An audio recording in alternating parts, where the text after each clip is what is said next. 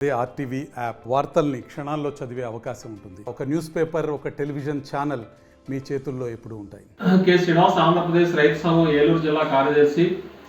ఈరోజు ఏలూరు జిల్లా పరిధిలో జరిగిన ట్రాక్టర్ల పంపిణీలో అవకతవకలు జరిగినట్టుగా తెలుస్తూ ఉన్నది.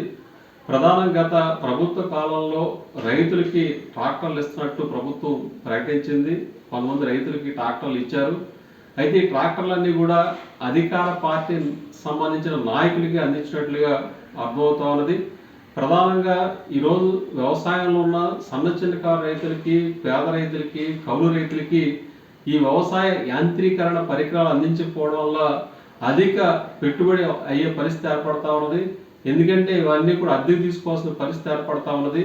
అయితే ప్రభుత్వం ప్రకటిస్తున్న పథకాలు, అమలు చేస్తున్న పథకాలు, వ్యవసాయ పథకాలు వాస్తవ సాగుదారులకు అందకపోవడం వల్ల ఇబ్బంది పడే పరిస్థితి ఉన్నది. అయితే ఈరోజు చూస్తే అంటే గతంలో తెలుగుదేశం ప్రభుత్వం హయాంలో కూడా అట్లా జరిగింది, గత వైసీపీ ప్రభుత్వం హయాంలో కూడా అట్లనే జరిగిన పరిస్థితి ఉన్నది. అంటే ప్రభుత్వ పథకాల్ని పక్కదారి పట్టించి అనర్హులకి కట్టబెట్టే ప్రయత్నాలు చాలా దుర్మార్గం అని చెప్పేసి మేము రైతు సంఘంగా భావిస్తా ఉన్నాం. వాస్తవ సాగుదారులకి వ్యవసాయ పరికరాలు అందించాల్సిన అవసరం ఉందని చెప్పేసి కోరుతా ఉన్నాం. ప్రధానంగా ఈరోజు ట్రాక్టర్ల పంపిణీలు జరిగిన అవకతవకలపై సమగ్ర విచారణ జరిపి బాధ్యులపై కఠిన చర్యలు తీసుకుని ఇకపై వ్యవసాయ పథకాలు రైతాంగానికి అందేలాగా చర్యలు ఉండాలని చెప్పేసి మేము ఆంధ్రప్రదేశ్ రైతు సంఘం తరఫున కోరుతా ఉన్నాం. ప్రధానంగా గతంలో తెలుగుదేశం ప్రభుత్వ హాయంలో టార్పాలిన్లు, స్పేర్లు ఇట్లాంటి చిన్న యంత్రాలని రైతులకు అందించారు. అయితే వైసీపీ ప్రభుత్వ కాలంలో అట్లాంటి యాంత్రీకరణ పరికరాలు చిన్న సన్నకారు రైతులకి, కౌలు రైతులకి అందించలేని పరిస్థితి ఉన్నది. ఎంపీసీ, బైపీసీ విద్యార్థులకి ఒక వరం CA, CMA కోర్సులు. CA, CMA చదివే విద్యార్థుల్లో 40% మంది ఎంపీసీ మరియు బైపీసీ విద్యార్థులే. మాస్టర్ మైండ్స్ దానివల్ల ఇబ్బంది పడ్డారు. గతంలో టార్పాలిన్లు సైతం ప్రభుత్వం సరఫరా చేయకపోవడం వల్ల ఇవాళ యూరియా సంచుల్నే ఇవాళ కుట్టుకుని ఇవాళ బరకాలకు వాడుకోవాల్సిన పరిస్థితి ఏర్పడింది. దీనివల్ల ప్రకృతి వైపరీత్యాలు, భారీ వర్షాలు పడినప్పుడు పంటని రక్షించుకోలేక రైతులు అష్ట కష్టాలు పడ్డారు. కాబట్టి ఇవాళ సన్న చిన్నకారు రైతులు, పేద రైతులు, కౌలు రైతులకు సంబంధించిన టార్పాలిన్లు కానీ, స్పేర్లు కానీ, చిన్న యంత్రాలను కానీ ఇవాళ వాస్తవ సాగుదారులకి అందించే పథకాలని తీసుకురావాలని చెప్పేసి విజ్ఞప్తి చేస్తా ఉన్నాం. అంతేకాకుండా రాష్ట్ర ప్రభుత్వం 20,000 రూపాయలు పెట్టుబడి సాయం ఇస్తున్నట్లుగా తెలుగుదేశం తన మేనిఫెస్టోలో ప్రకటించింది. అలాగే జనసేన, తెలుగుదేశం కలిపి ప్రకటించిన పరిస్థితి ఉన్నది. కాబట్టి వాళ్ళ వ్యవసాయ సీజన్ ప్రారంభమైంది.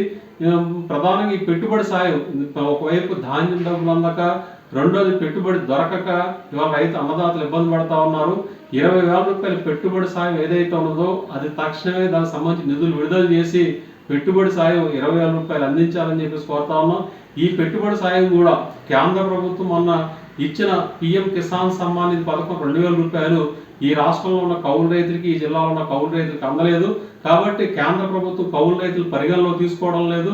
ఈ రాష్ట్ర ప్రభుత్వం అయినా సరే కౌలు రైతులనే పరిగణలోకి తీసుకుని, వాస్తవ సాగుదారులని పరిగణలోకి తీసుకుని పెట్టుబడి సాయాన్ని అందించాలని చెప్పేసి కూడా కోరుతా ఉన్నాం. కాబట్టి వాస్తవ సాగుదారులు కాకుండా, వ్యవసాయదారులు కాకుండా కేవలం భూములు ఉన్నాయి పేరుతో భూ యజమానులకే కట్టబెట్టే ప్రయత్నం ఈ ప్రభుత్వం కూడా చేస్తే అన్నదాతల నోట్లో మట్టి కొట్టే పరిస్థితి ఉంటుంది. కాబట్టి గత వైసీపీ ప్రభుత్వం ఇచ్చిన ఏదైతే రైతు భరోసా వాస్తవ సాగుదారులకు పూర్తి స్థాయిలో అందలేదు.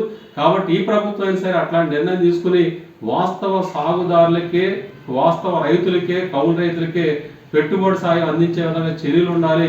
ఆ పెట్టుబడి సాయం 20,000 రూపాయల నిధుల్ని తక్షణమే విడుదల చేయాలని చెప్పేసి కూడా మేము రైతు సంఘం తరఫున విజ్ఞప్తి చేస్తా ఉన్నాం. మరిన్ని వీడియోస్ కోసం ఛానల్ ని సబ్స్క్రైబ్ చేయండి. లేటెస్ట్ అప్డేట్స్ కోసం వాట్సాప్ ఛానల్ ని ఫాలో చేయండి. అండ్ లింక్ డిస్క్రిప్షన్ లో ఉంది.